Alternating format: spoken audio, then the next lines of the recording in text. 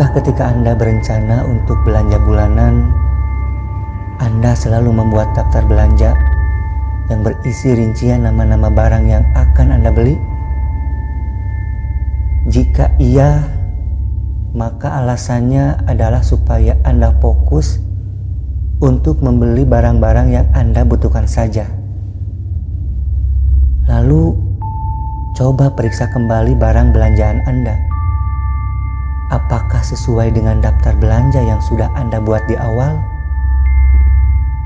Jika ternyata di dalamnya terdapat barang tambahan yang sebenarnya tidak ada dalam daftar belanjaan, lalu kenapa Anda membelinya?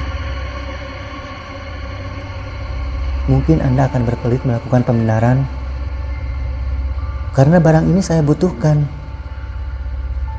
Oke, kita kembali ke awal. Bukankah sebelumnya Anda melakukan cek keperluan bulanan terlebih dahulu? Mana sajakah yang sudah habis atau tinggal sedikit lagi? Lalu Anda pun menuliskan keperluan tadi dan memasukkannya ke dalam daftar belanjaan.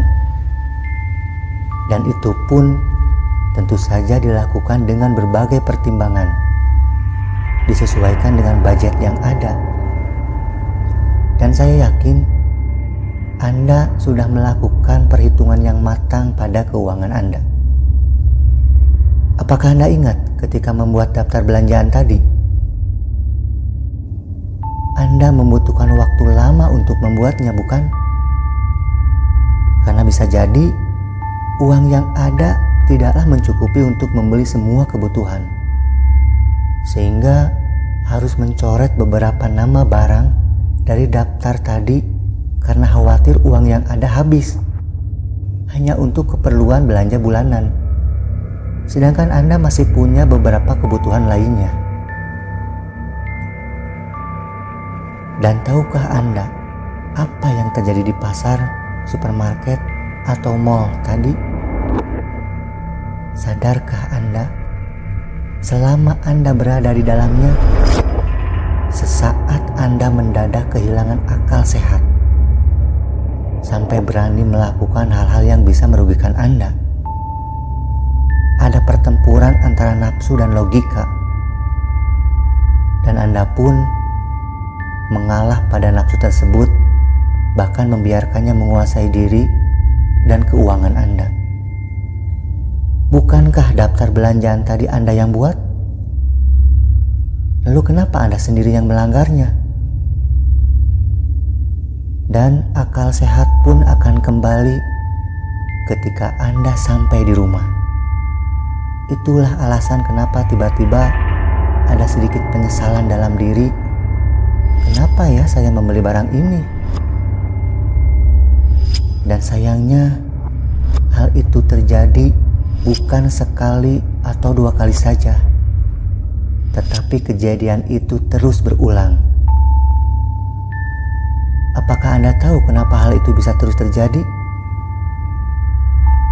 Dari Abu Hurairah radhiyallahu anhu, Rasulullah shallallahu alaihi wasallam bersabda, "Tempat yang paling dicintai Allah adalah masjid, dan tempat yang paling dibenci Allah adalah pasar." Hadis riwayat Muslim. Jika pasar dibenci oleh Allah, bukankah Nabi juga pergi ke pasar? Bahkan Nabi berdagang di dalamnya. Betul sekali. Allah Subhanahu wa Ta'ala pun berfirman, "Dan kami tidak mengutus rasul-rasul sebelum kamu, melainkan mereka sungguh memakan makanan dan berjalan di pasar-pasar." Dan dalam kitabnya, Imam An-Nawawi menjabarkan sabda Nabi tentang tempat yang paling dicintai Allah adalah masjid. Itu dikarenakan tempat tersebut adalah tempat ketaatan dan didirikan atas dasar ketakwaan. Sementara kalimat tempat yang paling dibenci Allah adalah pasar, dikarenakan pasar merupakan tempat yang penuh dengan penipuan, riba, janji palsu, bahkan lalai dari perintah Allah.